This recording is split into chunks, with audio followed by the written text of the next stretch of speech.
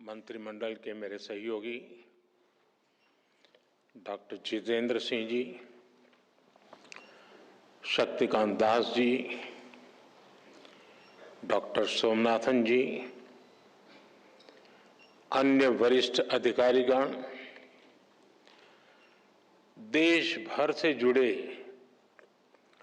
Civil services के सभी साथी, देवी और सज्जनों, आप सभी को सिविल सर्विसेज डे की बहुत बहुत शुभकामनाएं।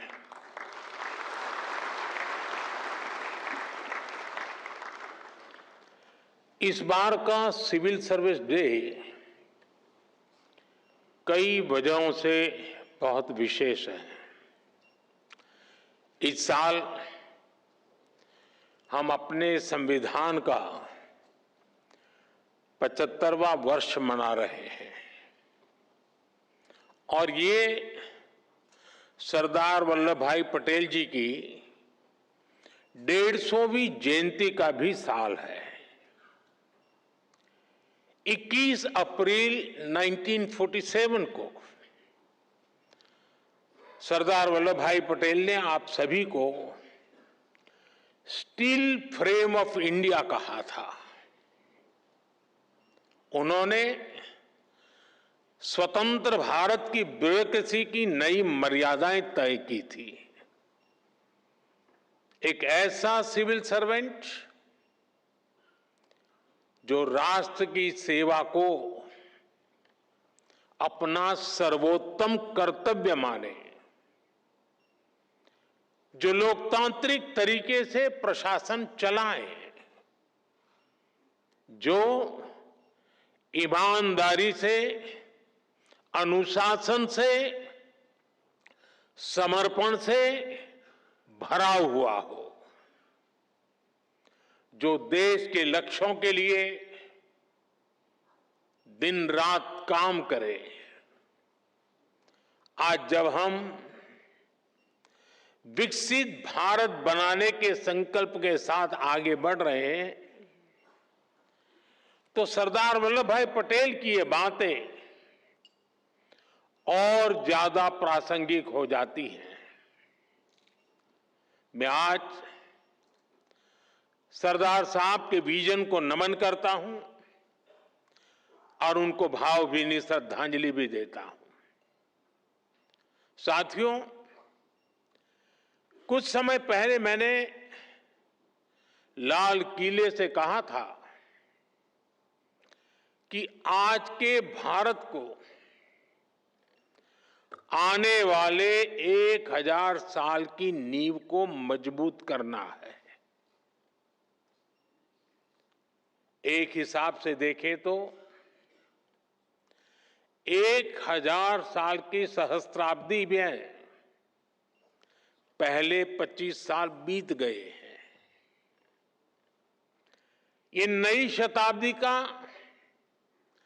25वां साल है और नए मिलेनियम यानी नई सहस्त्राब्दी का भी 25वां साल है। हम आज जिन नीतियों पर काम कर रहे हैं, जो निर्णय ले रहे हैं, वो 1000 साल का भविष्य तय करने वाले हैं। हमारे शास्त्रों में कहा गया है, यथा ही एकेन चक्रेण नरथस्य गति ही भवेत्, एवं पुरुष कौर्ण बिना दैवम न सिद्ध्यति।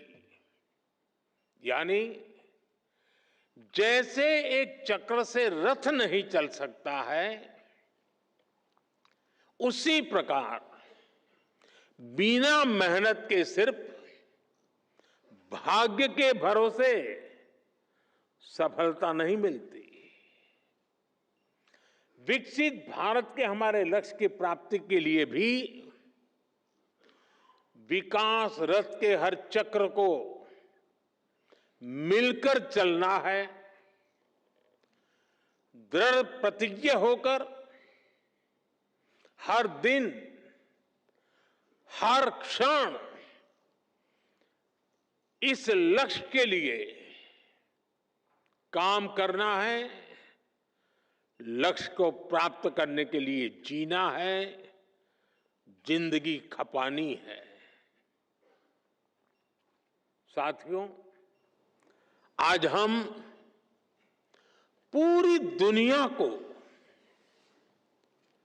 तेज गति से बदलते हुए देख रहे हैं।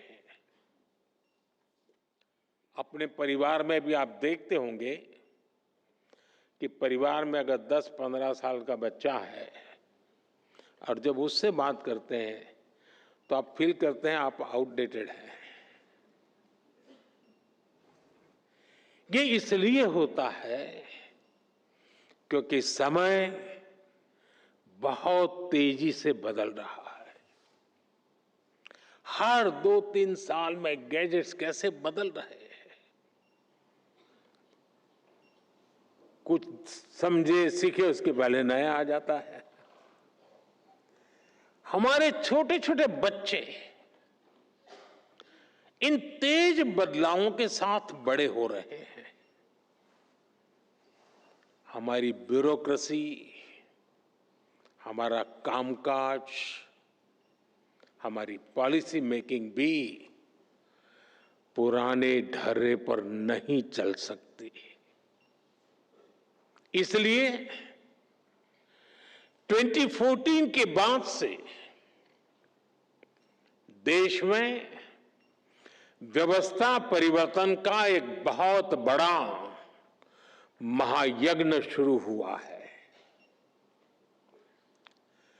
हम इस तेज स्पीड के साथ खुद को तेजी से ढाल रहे हैं। आज भारत की एस्पिरेशनल सोसाइटी, भारत के युवा,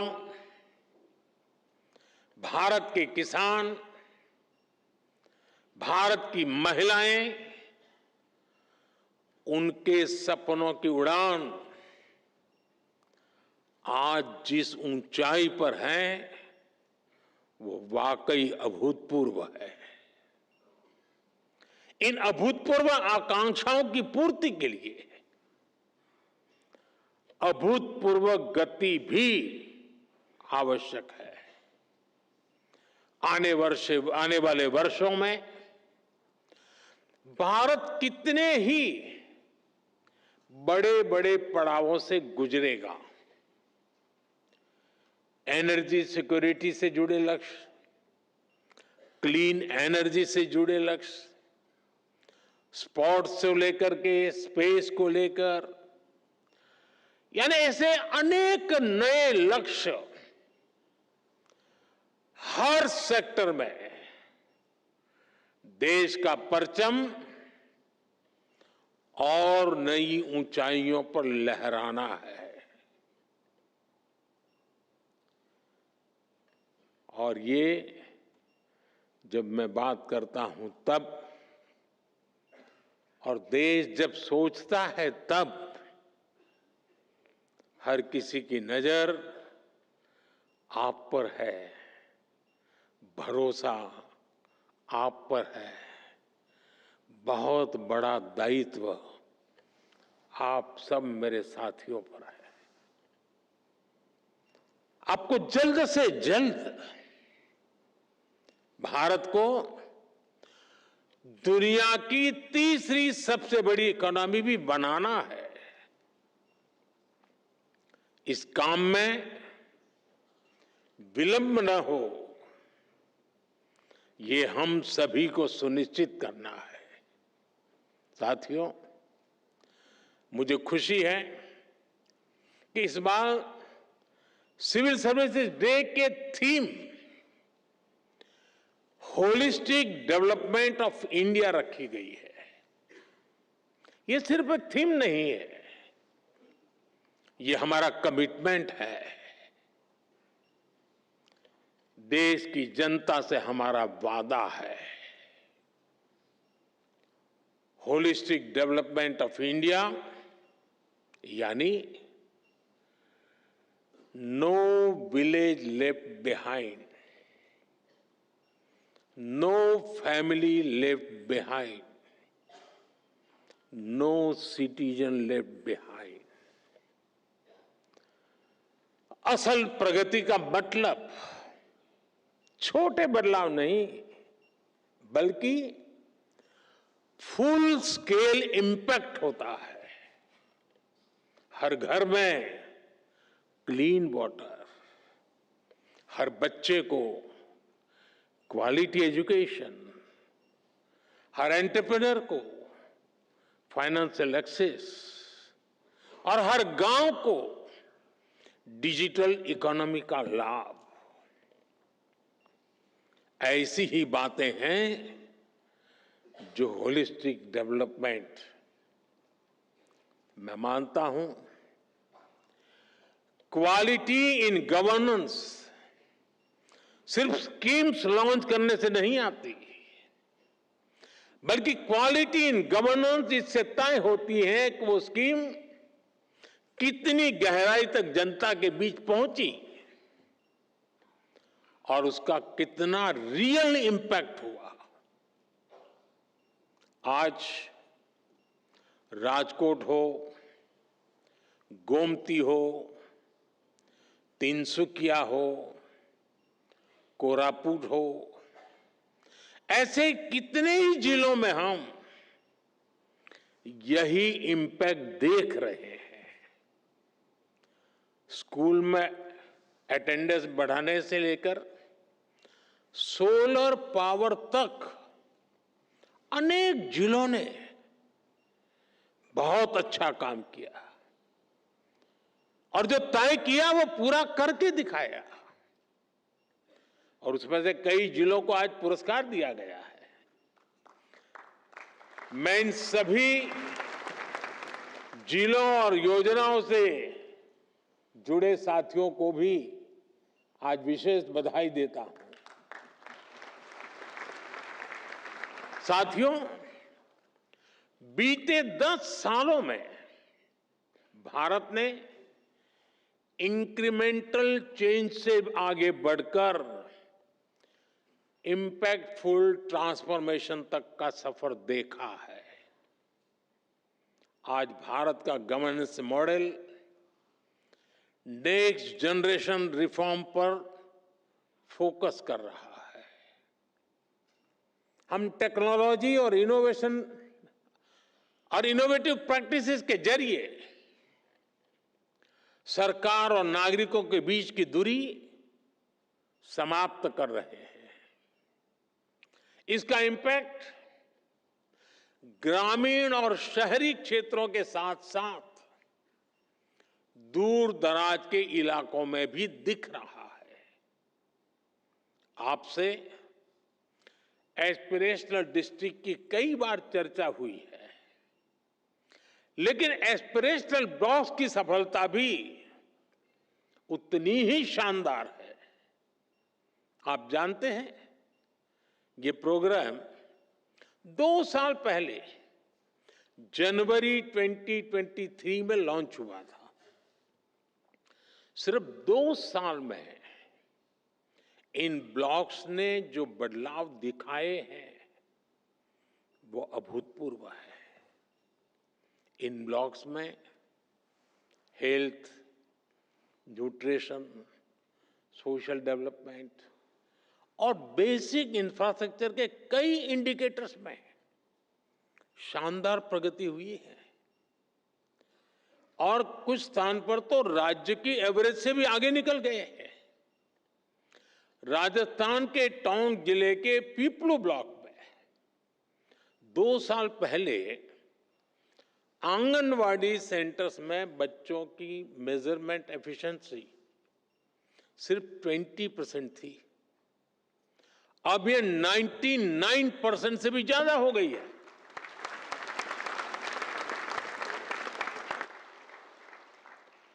बिहार के भागलपुर में जगदीशपुर ब्लॉक है। वहां पहली तिमाही में ही गर्भवती महिलाओं का रजिस्ट्रेशन पहले सिर्फ 25% था, अब ये बढ़कर 90% से ज्यादा हो गया है।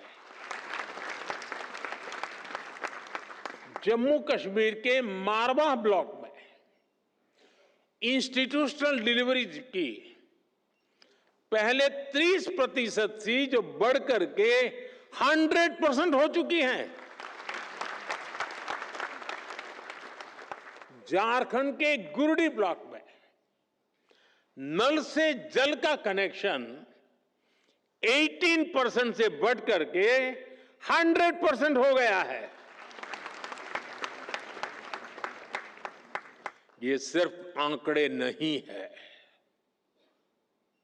ये लास्ट माइल डिलीवरी के हमारे संकल्प की सिद्धि को दिखाता है।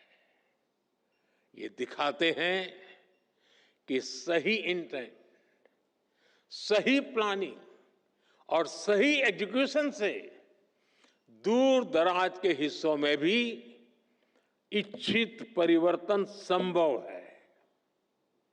साथियों, पिछले 10 सालों में भारत ने कई ट्रांसफॉर्मेटिव बदलाव करके दिखाए हैं, उपलब्धियों की नई ऊंचाई को छुआ है।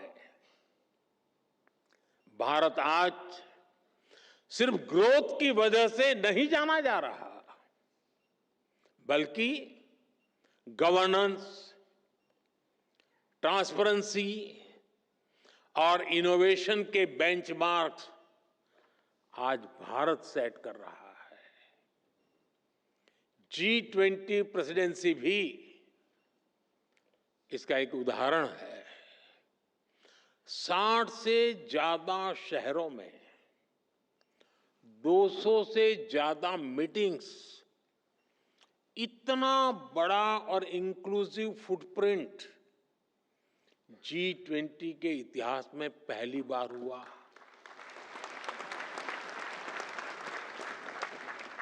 और यही तो होलिस्टिक अप्रोच है। जन भागीदारी की अप्रोच ने G20 को एक जन आंदोलन बना दिया। स्कूल में 8वीं कक्षा का बच्चा भी चर्चा करता था G20 हो रही है, और दुनिया ने भी माना India is not just participating, it is leading. साथियों, आजकल हम गवर्नमेंट एफिशिएंसी की भी बहुत चर्चा सुनते हैं, लेकिन भारत इसमें भी दुनिया के दूसरे देशों से 10-11 साल आगे हैं। पिछले 11 वर्षों में हमने डिले सिस्टम को खत्म करने की कोशिश की है। हम नए प्रोसेसेस बना रहे हैं। हम टेक्नोलॉजी के माध्यम से टर्न अराउंड टाइम को घटा रहे हैं। ईज ऑफ बिजनेस को बढ़ावा देने के लिए हमने 40,000 से ज्यादा कंप्लायंसेस को खत्म किया है।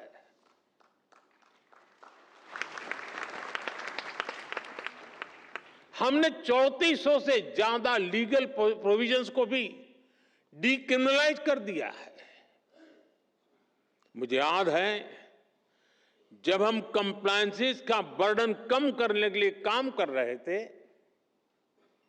जब व्यापार कारोबार के दौरान होने वाली कुछ गलतियों को डीक्रिमिनलाइज कर रहे थे, तो मेरे लिए आश्चर्य था, कुछ कोने में विरोध के स्वर भी उठा करते थे। कई लोग कहते थे, आज तक नहीं हुआ, आप क्यों कर रहे हैं? चलता है, चलने दो, इससे आपको क्या फर्क पड़ता है? कंप्लायंस करने दीजिए, आप क्यों अपना काम खुद बढ़ा रहे हैं? चारों तरफ से चर्चाएं चलती थी, दबाव आते थे, लेकिन जिस लक्ष्य को प्राप्त करना था, उस लक्ष्य का दबाव इन दबावों से ज्यादा था। और इसलिए हम दबावों से दबे नहीं, हम लक्ष्य के लिए चल पड़े। हम पुरानी लीक पकड़कर चलेंगे तो हमें नए परिणाम मिलना मुश्किल है। जब हम कुछ अलग करेंगे और तभी तो अलग परिणाम भी मिलेंगे। और आज इसी सोच की वजह से हमारी ease of doing business ranking में काफी सुधार हुआ है। आज दुनिया भारत में निवेश करने के लिए बहुत उत्सुक है और ये हमारा काम है कि हम अवसर जाने न दें। हमें इस अवसर का पूरा लाभ उठाना है। हमें राज्यों के स्तर पर, जिला और ब्लॉक स्तर पर रेड टेप की हर गुंजाइश को खत्म करना है। तभी आप राज्यों के स्तर पर, जिला स्तर पर अपने लक्ष्यों को प्राप्त कर पाएंगे। साथियों, पिछले 10-11 साल की देश की जो सफलताएं रही हैं, उन्होंने विकसित भारत की नींव को बहुत मजबूत किया है। आज देश इस मजबूत नींव पर विकसित भारत की भव्य इमारत का निर्माण शुरू कर रहा है। लेकिन निर्माण की इस प्रक्रिया में हमारे सामने चुनौतियां कम नहीं है। भारत अब दुनिया का सबसे अधिक जनसंख्या वाला देश बन चुका है। ऐसे में बेसिक सुविधाओं की सैचुरेशन हमारे लिए प्राथमिकता होनी चाहिए। आपको लास्ट माइल डिलीवरी पर हमेशा बहुत ज्यादा फोकस करते रहना है। समय के साथ देशवासियों की नीड्स और एस्पिरेशंस दोनों तेजी से बदल रही है। अब सिविल सर्विस को कंटेम्पररी चैलेंजेस के हिसाब से खुद को एडेप्ट करना होगा, तभी वो रिलेवेंट बनी रह सकती है। हमें खुद के लिए नई नई कसौटियां भी नित्य बनाते रहना होगा और हर कसौटी को पार करते रहना होगा। और सफलता की सबसे बड़ी कुंजी यही है कि खुद को चुनौती देते रहो। कल किया था वो संतोष के लिए नहीं था, कल जो पाया था वो चुनौती का कारण बनना चाहिए ताकि कल मैं उससे ज्यादा कर पाऊं। अब सिर्फ पिछली सरकारों से तुलना करके अपने काम, अपनी परफॉर्मेंस को हम तय नहीं कर सकते। मेरे पहले डिस्ट्रिक्ट में फलाने भाई थे, उन्होंने इतना किया, मैंने इतना कर दिया, जी नहीं। अब हमें अपनी कसौटी बनाना है 2047 के विकसित भारत के लक्ष्य से हम कितना दूर हैं, हम कहां तक पहुंचे हैं। वो हिसाब किताब का वक्त समाप्त हो चुका है। अब जहां है वहां से जहां जाना है वहां अभी कितनी दूरी बाकी है, उस दूरी को पाटने का मेरा रोड मैप क्या है, मेरी गति क्या है, और मैं औरों से जल्दी 2047 तक कैसे पहुंच करके सारे लक्ष्यों को प्राप्त कर लूं। यही हमारा सपना, यही हमारा मकसद, यही हमारा लक्ष्य होना चाहिए।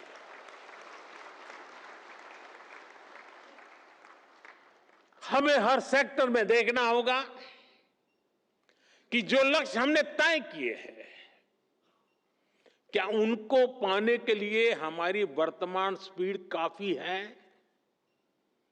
अगर नहीं है तो हमें उसे बढ़ाना है। हमें याद रखना है, आज जो टेक्नोलॉजी हमारे पास है वो पहले नहीं थी। हमें टेक्नोलॉजी की ताकत के साथ आगे बढ़ना है। 10 साल में हमने 4 करोड़ गरीबों के लिए पक्के घर बनाए, लेकिन अभी 3 करोड़ नए घर बनाने का लक्ष्य हमारे सामने है। हमने 5-6 सालों में 12 करोड़ से ज्यादा ग्रामीण घरों को नल कनेक्शन से जोड़ा है। अब हमें जल्द से जल्द गांव के हर घर को नल कनेक्शन से जोड़ना है। 10 साल में हमने गरीबों के लिए 11 करोड़ से ज्यादा शौचालय बनाए। अब हमें वेस्ट मैनेजमेंट से जुड़े नए लक्ष्यों को जल्द से जल्द प्राप्त करना है। कोई सोच भी नहीं सकता था कि करोड़ों गरीबों को 5 लाख रुपए तक का मुफ्त इलाज मिलेगा। अब हमें देश की जनता में न्यूट्रिशन को लेकर नए संकल्पों को सिद्ध करना है। हमारा एक ही लक्ष्य होना चाहिए, 100% कवरेज, 100% इम्पैक्ट। इसी अप्रोच ने 10 साल में 25 करोड़ लोगों को गरीबी से बाहर निकाला है। यही अप्रोच भारत को गरीबी से पूरी तरह मुक्त करेगा।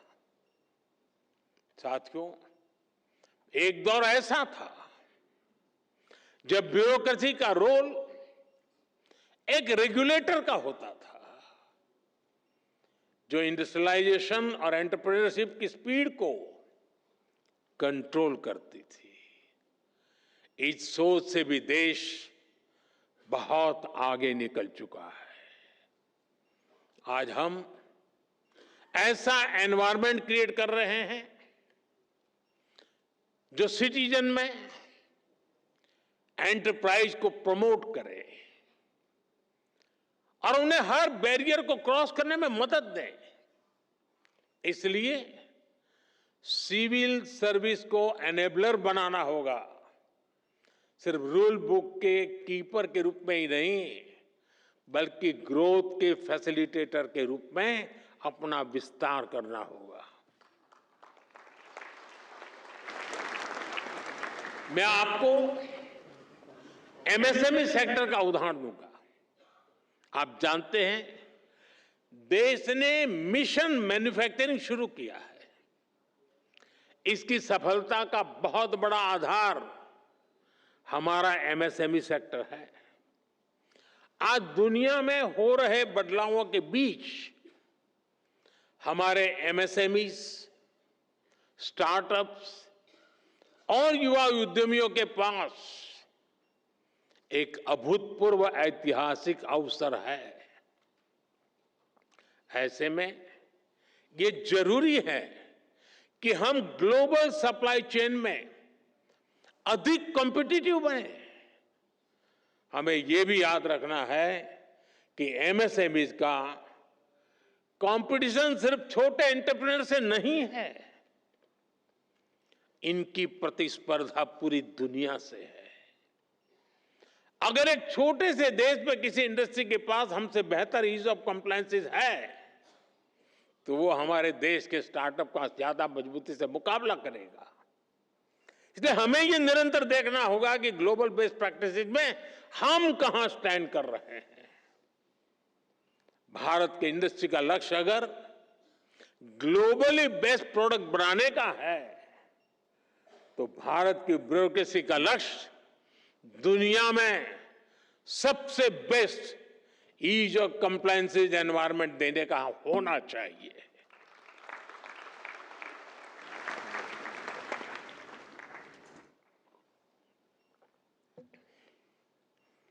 साथियों, आज की टैग ड्रिवन दुनिया में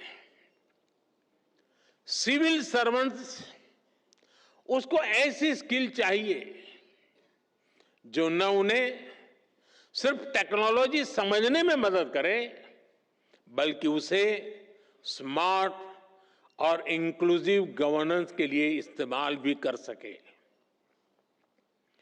In the age of technology, governance is not about managing systems.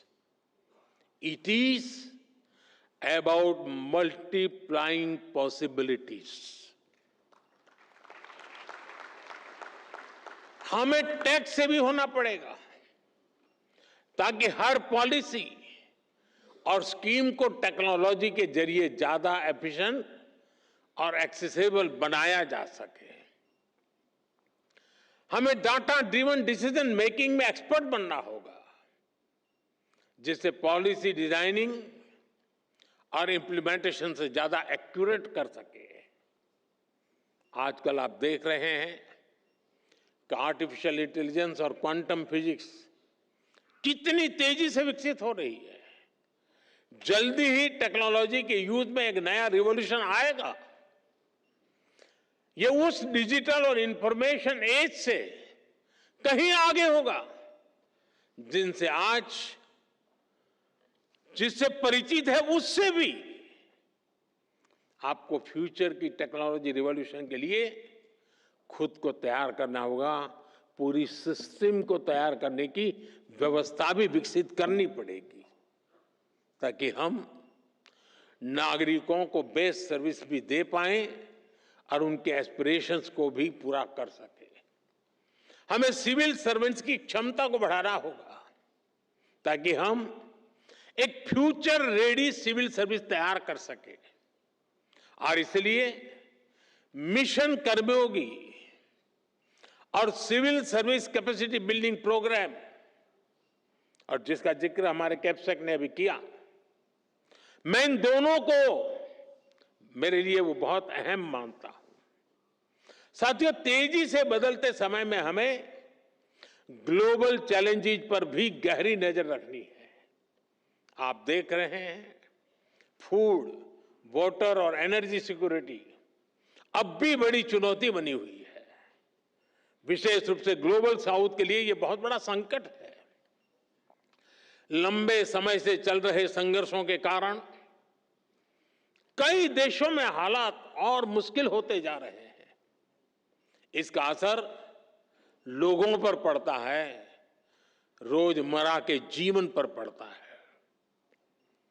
Domestic और एक्सटर्नल पहलुओं के बीच बढ़ते इंटरकनेक्शन को हमें समझना हुए हमें अपनी रीति और रीति को बदलना होगा। हमें आगे बढ़ना होगा। क्लाइमेट चेंज हो, प्राकृतिक आपदाएं हो, महामारी हो, साइबर क्राइम के खतरे हो, सभी में एक्शन के लिए भारत को 10 कदम आगे रहना ही होगा। हमें लोकल लेवल पर स्ट्रेटेजी बनानी होगी, रिजिलियंस डेवलपमेंट करनी होगी। साथियों, मैंने लाल किले से पंच प्राण की बात कही थी। विकसित भारत का संकल्प गुलामी की मानसिकता से मुक्ति, अपनी विरासत पर गर्व, एकता की शक्ति और कर्तव्यों को ईमानदारी से निभाना। आप सभी इन पंच प्राणों के प्रमुख वाहक हैं। हर बार जब आप इंटीग्रिटी को कन्वीनियंस पर,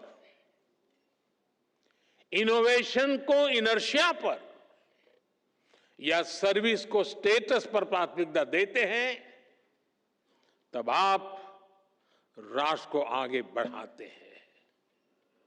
मुझे आप पर पूरा भरोसा है। वो युवा अधिकारी जो अपनी प्रोफेशनल जर्नी में कदम रख रहे हैं, आज उन सभी से मैं एक और बात कहूंगा।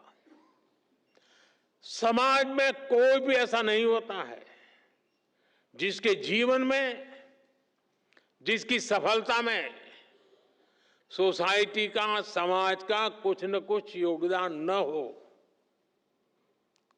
समाज के योगदान के बिना किसी के लिए भी एक कदम भी आगे बढ़ना मुश्किल होता है। और इसलिए हर कोई अपने अपने सामर्थ्य के हिसाब से समाज को लौटाना चाहता है। आप सभी तो बहुत भाग्यशाली हैं कि आपके पास समाज को लौटाने का इतना बड़ा अवसर आपके पास है। आपको देश ने, समाज ने बहुत बड़ा मौका दिया है कि आप ज्यादा से ज्यादा समाज को लौटाएं। साथियों, ये वक्त सिविल सर्वेंट्स के रिफॉर्म को री इमेजिन करने का है। हमें रिफॉर्म्स की पेस बढ़ानी है, स्केल भी बढ़ानी है। इंफ्रास्ट्रक्चर हो, रिन्यूएबल एनर्जी के लक्ष्य हो, इंटरनल सिक्योरिटी की बात हो, करप्शन को खत्म करने का हमारा मिशन हो, सोशल वेलफेयर स्कीम्स हो, ओलंपिक्स से जुड़े, स्पोर्ट्स से जुड़े लक्ष्य हो, हर सेक्टर में हमें नए रिफॉर्म्स करने हैं। हमने अब तक जितना अचीव किया है, अब उससे भी कई गुना ज्यादा हासिल करके दिखाना है।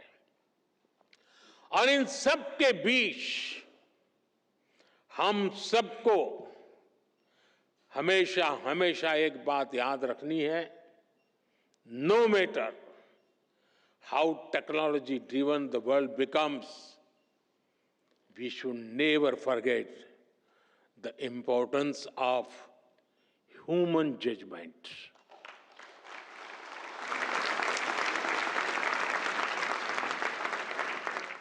संवेदनशील रहिए, गरीब की आवाज सुनिए, गरीब की तकलीफ समझिए, उनका समाधान करना अपनी प्राथमिकता बनाइए। जैसे अतिथि देवो भव होता है, वैसे ही नागरिक देवो भव, इस मंत्र को लेकर के हमें चलना है। आपको सिर्फ भारत के सिविल सर्वेंट्स के रूप में ही नहीं, विकसित भारत के शिल्पकार के रूप में अपने दायित्व के लिए तैयार करना है। वो एक वक्त था, आप सिविल सर्वेंट बने, सिविल सर्वेंट के रूप में आगे बढ़े, और आज भी सिविल सर्वेंट के रूप में सेवा कर रहे हैं। लेकिन अब वक्त बदल चुका है साथियों। मैं जिस रूप में आने वाले भारत को देख रहा हूं, जिन सपनों को मैं हिंदुस्तान के 140 करोड़ देशवासियों की आंखों में देख रहा हूं, और इसलिए मैं अब कह रहा हूं कि आप सिर्फ सिविल सर्वेंट नहीं हैं, आप नए भारत के शिल्पकार हैं।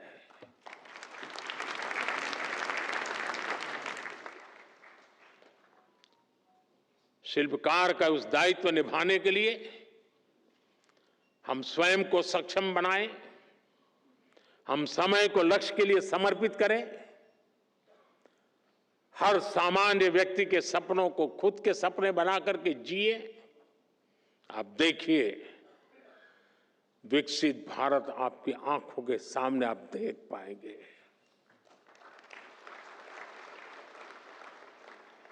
मैं आज ये लेक्चर कर रहा हूं, तब मेरी नजर एक छोटी सी गुड़िया पर गई, वहां बैठी है। हो सकता है वो 2047 में शायद यहां कहीं बैठी होगी। ये सपने हमारे होने चाहिए, विकसित भारत का यही हमारा लक्ष्य होना चाहिए। बहुत बहुत शुभकामनाएं, बहुत बहुत धन्यवाद।